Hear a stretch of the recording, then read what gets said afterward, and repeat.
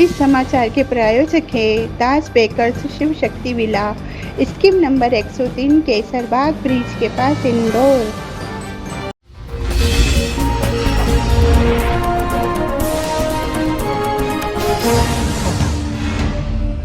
मां अहिल्या की जयंती को इंदौर शहर में गौरव दिवस के रूप में मनाया जा रहा है। इसी के अंतर्गत गौरव दिवस के 5वें दिन इंदौर के विजयनगर क्षेत्र के ब्रिलियंट कन्वेंशन सेंटर में इंदौर विकास प्राधिकरण द्वारा स्टार्टअप कॉन्क्लेव का आयोजन रखा गया, जिसमें करीब 700 से 800 स्टार्टअप सहित 125 संस्थाएं आईडीए के इस आयोजन में शामिल हुई।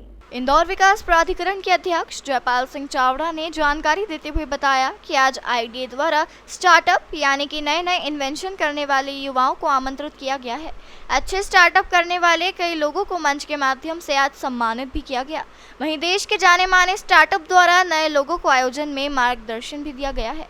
अलग अलग सेशन इस कार्यक्रम में रखे गए हैं। साथ ही इंदौर में आईडीए द्वारा एक स्टार्टअप पार्क का विनिर्माण किया जा रहा है, जिसके नामकरण को लेकर भी स्टार्टअप से सुझाव दिए जा रहे हैं। आईडीए अध्यक्ष ने कहा कि स्टार्टअप सहित कई तरह की योजनाओं पर इंदौर विकास प्राधिकरण कार्य कर रहा है। इन योजनाओं के कार्यों में कई समस्याएं भी आ रही हैं, जहां आमंत्रित स्टार्टअप से इसको लेकर सुझाव भी लिए जा रहे हैं। बता दें कि स्टार्टअप कॉन्क्लेव में इंदौर सहित आसपास के कई शहरों के युवाओं ने आयोजन में भाग लिया और अपने इन्वेंशन को प्रदर्शित भी किया। इंदौर गौरव दिवस पिछले 5 दिन से हम मना रहे हैं सप्ताह के अंतर्गत। आज 6वां दिन है और इस 6वें दिन में इंदौर विकास प्राधिकरण को हमारे सारे जनप्रतिनिधि और सब लोगों की ओर से जिम्मेदारी मिली थी कि हमारा इंदौर शहर का जो स्टार्टअप है उसको यहाँ बुला करके और जिन्होंने अच्छा अपने क्षेत्र में काम किया है उनको सम्मानित करना और देश के जाने माने जो स्टार्टअप हैं जिन्होंने कम समय में अच्छी ग्रोथ करके एक नया कीर्तिमान स्थापित किया है उनसे उनको मार्गदर्शित करवाना। उसी कड़ी में आज करीब 700-800 स्टार्टअप यहाँ पर उपस्थित थे। 125 संस्थाएं के लगभग हैं और सब लोगों को बुला करके और 4 सत्र में कार्यक्रम आयोजित किया है, उद्घाटन किया है, फिर बीच में अलग अलग सेशन चले हैं और बाद में अब समापन होगा। इसी में हमने इंदौर विकास प्राधिकरण जो माननीय मुख्यमंत्री जी के निर्देश के अनुसार स्टार्टअप के क्षेत्र में लगातार काम कर रहा है, इसी क्रम में स्टार्टअप पार्क हम बना रहे हैं।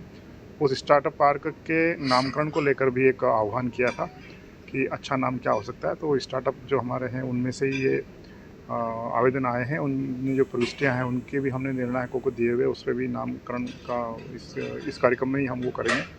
साथ ही साथ इंदौर शहर के विकास को लेकर के लगातार जो प्रयत्न किए जा रहे हैं उसमें कुछ समस्याएं भी हैं जिनको हमने प्रॉब्लम स्टेटमेंट कह करके और 5 समस्याएं चिन्हित की है। उन समस्याओं का समाधान कैसे किया जा सकता है, चाहे वो पर्यावरण प्रदूषण को लेकर हो या ट्रैफिक यातायात को लेकर हो।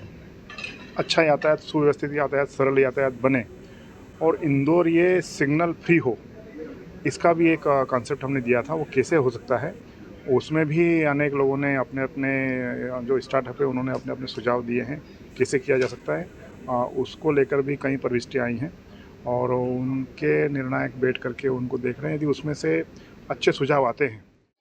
स्टार्टअप और आईटी को लेके एक कार्यक्रम प्लान किया गया था, पिछले वर्ष भी किया गया था और इस वर्ष थोड़ा स्वरूप उसका और बड़ा किया है।